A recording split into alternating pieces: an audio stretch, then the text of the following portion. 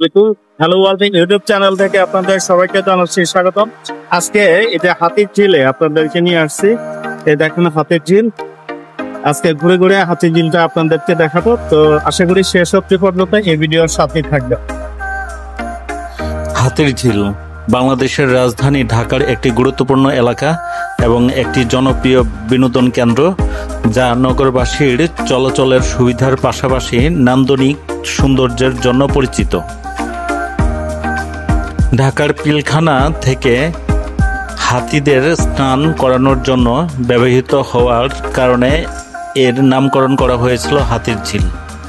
2013 সালের 2 জানুয়ারি এটি উদ্বোধন ও জনসাধারণের জন্য উন্মুক্ত করা হয়। ঐতিহ্যগতভাবে হাতিঝিল এলাকায় পিলখানা থেকে হাতিরা স্নানের জন্য যাতায়াত করত। 19বিংশ শতাব্দীর ব্রিটিশ প্রশাসন ও স্থানীয় জমিদাররা এই ঐতিহ্যবাহী কাজে এলাকাটি ব্যবহার করতেন। কালক্রমে এই এলাকার সঙ্গে হাতি নামটি যুক্ত হয়ে যায় এবং ঝিলের সঙ্গে মিলে হাতির ঝিল নামকরণ হয়। হাতির ঝিল একটি আধুনিক প্রকল্প যা নগরীর যানজট কমাতে সাহায্য করে। এটি নগরবাসীর জন্য একটি চমৎকার বিনোদন কেন্দ্র, যেখানে রয়েছে দৃষ্টিনন্দন সেতু, নজরকাড়া ফোয়ারা এবং সুন্দর পরিবেশ। প্রকল্পটি তেজগাঁও, গুলশান, বাড্ডা ও অন্যান্য এলাকার মধ্যে সংযোগ স্থাপন করেছে।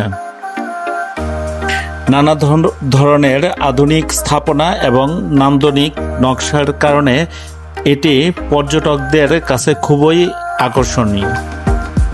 বিশেষ করে সন্ধ্যায় এর আলোকসজ্জা ও ফোয়ারার জলরাশি এক নয়নাভিরাম দৃশ্য তৈরি করে। এই প্রকল্প চালুর ফলে ঢাকার তেজগাঁও, গুলশান, বাড্ডা, রামপুরা, মৌচাক, ফার্মগেট, কারণ বাজার ও মগবাজার এলাকার বাসিন্দা সহ এ পথ দিয়ে চলাচলকারী যাত্রীরা বিশেষ সুবিধা পাচ্ছেন। হাতিঝিল প্রকল্পটি বাস্তবায়ন ও তদারকি করছে বাংলাদেশের সেনাবাহিনীর স্পেশাল ওয়ার্কার্স অর্গানাইজেশন। এই প্রকল্পের অন্যতম মূল লক্ষ্য হচ্ছে বৃষ্টির পানি সংরক্ষণ, জলাবদ্ধতা ও বন্যা প্রতিরোধ, ময়লা পানি নিষ্কাশন ব্যবস্থার উন্নয়ন, রাজধানীর যানজট নিরসন এবং শ্রীবৃদ্ধি করা। হাতিঝিল প্রকল্পটি 1971 কোটি টাকা ব্যয়ে মোট 302 একর জমির উপর প্রতিষ্ঠিত। এর মধ্যে জমি অধিগ্রহণে ব্যয় হয়েছে 1048 কোটি টাকা। অধিগ্রহণকৃত জমির মধ্যে রয়েছে রাউজাকের 46%, কোর্ট অফ ওয়ার্কস এর 81 একর, পাবলিক ল্যান্ড 141 একর ও বিটিবির 1 একর। প্রকল্পটি 2007 সালের অক্টোবর 1 অনুমোদন দেয়া হয়। 3 বছর মেয়াদের এই প্রকল্পটি প্রথমে 2010 সালের জুনের মধ্যে শেষ হওয়ার কথা থাকলেও এর কাজ শুরু হয় 2008 সালের ডিসেম্বর মাসে। পরবর্তীতে প্রকল্পটি সংশোধন করে আরও 1.5 বছর সময় ও বরাদ্দ বাড়ানো হয়।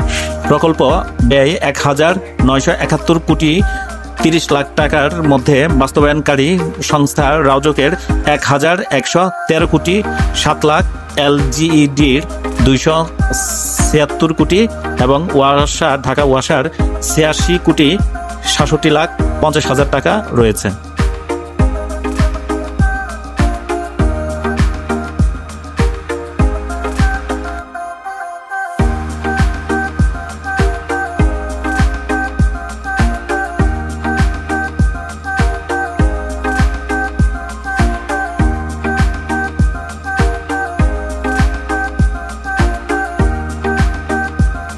এই মুহূর্তে এই যে দেখেন এর প্রাকৃতিক দৃশ্যটা কত সুন্দর, লেক।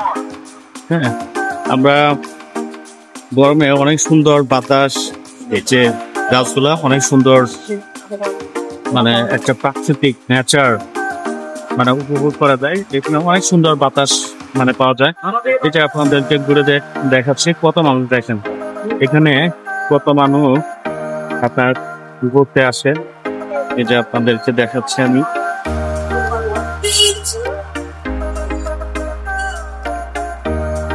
আর এই পাশে অজস্র গাড়ি আসবে, গাড়ি তো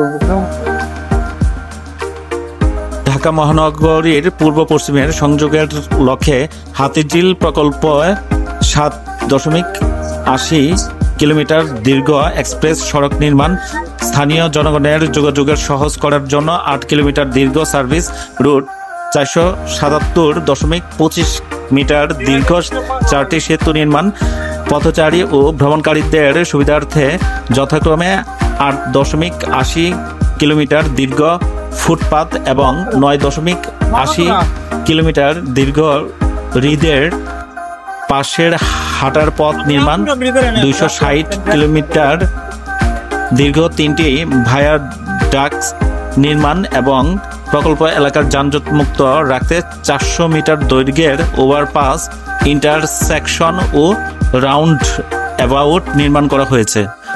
প্রকল্পে 10.45 কোটি ঘনফুট বর্জ্য অপসারণ, 10.40 kilometre main diversion sewerage line স্থাপন করে প্রকল্প এলাকার বর্জ্য ব্যবস্থাপনাকে কার্যকর করবে।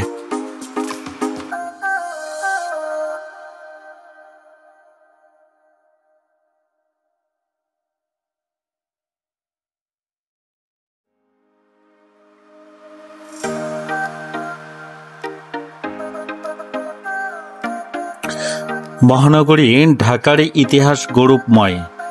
একসময় পৃথিবীর সেরা শহরগুলোর মধ্যে ঢাকা ছিল একটি। ঢাকাকে কেন্দ্র করেই আবির্ভূত হয়েছে বাংলার তথা পূর্ববঙ্গের ইতিহাস। শুধু তাই নয়, ঢাকাই একমাত্র শহর যেটি পৃথিবীর ইতিহাসে কয়েকবার রাজধানীর মর্যাদা অর্জন করেছে। কিন্তু কালচক্রে সেই তিলোত্তমা নগরী বিশাল জনসংখ্যার চাপ ও অপরিকল্পিত নগরায়নে বহুবিধ সমস্যার একটি মেগাসিটিতে পরিণত হয়েছে।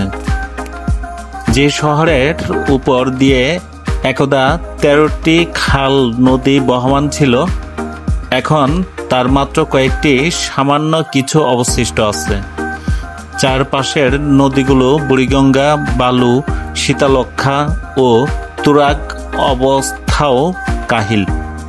ভূমিদস্যু ও অবৈধ দখলদারদের দৌরাত্ম্যে এসব নদীর অনেকাংশ পরিণত হয়েছে খাল ড্রেনে। নগরীর কেন্দ্রবিন্দুতে বেগুনবাড়ি খাল আর হাতিরঝিল এলাকাটি পরিণত হয়েছিল একটা অত্যন্ত দুর্গন্ধযুক্ত এলাকা এবং সন্ত্রাসী ও দুর্বৃত্তদের অভয়ারণ্যে, যেখানে দিনের বেলায়ও মানুষ যেতে ভয় পেত। অথচ এই খাল ঝিলটির ছিল একটা সমৃদ্ধ ইতিহাস। তখন রামপুরা, হাতিরঝিল, বেগুনবাড়িয়া, ধানমন্ডি খাল বর্তমানে লেক, আর কল্যাণপুর, ইব্রাহিমপুর খাল হয়ে পূর্ব পশ্চিমে বিস্তীর্ণ কিছু জলাভূমির মাধ্যমে তুরাগ ও বালু নদীর মধ্যে সংযোগ ছিল। প্রকাশ্য সে সময় এই পথ দিয়ে পালতোলা নৌকা চলত। অনেকে ইতিহাসবিদদের মতে পর্তুগিজরা এই নদীপথে ঢাকায় এসে তেজতরি বাজার ও তেজগাঁও এলাকায় তাদের বসতি গড়েছিল। ঢাকার রাজাধিরাজ ভাওয়াল রাজা ও এই পথে ঢাকায় আসা যাওয়া করতেন বলে প্রকাশ পায়। তার হাতির পালের বিচরণ ভূমি ছিল হাতিরঝিলের জলাভূমিতে, যে নামে আজও ঝিলটির পরিচিতি। তখন এই বিস্তীর্ণ ঝিলে ছিল বিভিন্ন ধরনের পশু পাখির অভয়ারণ্য। এর সবকে কেন্দ্র করে সে সময় এর আশপাশের গড়ে উঠে শাশ্বত বাংলার বিভিন্ন পেশাজীবী সম্প্রদায়ের বসতি। মগবাজার, মধুবাগ, উলন, দাসপাড়া, রামপুরা, মেরুল, বাড্ডা, বেগুনবাড়ি ইত্যাদি নামে এসব সম্প্রদায়ের লোকজনের ছাপ রয়েছে। এখানে বাস করত মাওটুলি, ধুপা, মালি, মগ, জেলে সহ বিভিন্ন নৃগোষ্ঠীর লোকজন, যারা নগর ও নগরবাসীর বিভিন্ন কাজে সেবা প্রদান করত। প্রায় প্রতি বছর বন্যা হতো এবং বন্যার পানিতে নগরীর ময়লা আবর্জনা ধুয়ে মুছে যেত।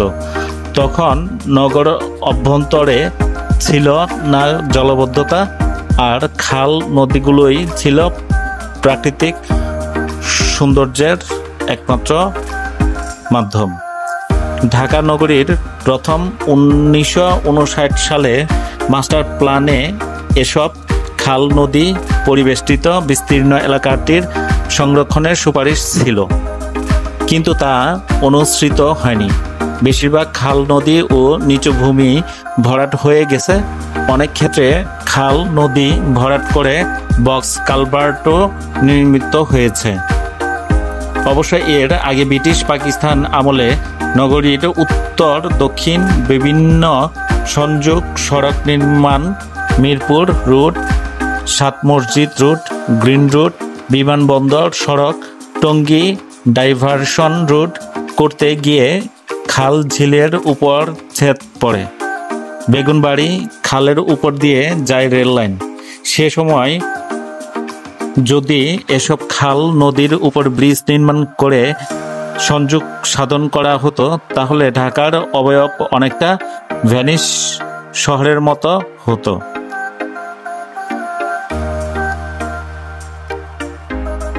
ভিউয়ার্স, তো এই ছিল আজকে হাতিঝিলের দৃশ্য। আপনাদেরকে ঘুরে ঘুরে আমি দেখলাম যে হাতিঝিলটা আসলে দেখতে কত সুন্দর। তো আশা করি আপনাদের ভালো লেগেছে। তো আপনারা অবশ্যই লাইক, কমেন্ট, শেয়ার করবেন ভিডিওটা, তাহলেই আমার এই পরিশ্রম সার্থক হবে। আপনারা যারা আমার এই চ্যানেলে নতুন, তারা অবশ্যই চ্যানেলটা সাবস্ক্রাইব করে দেবেন। হ্যালো ওয়ার্ল্ড 2.0 সাথে থাকবেন। তো সবাইকে ধন্যবাদ।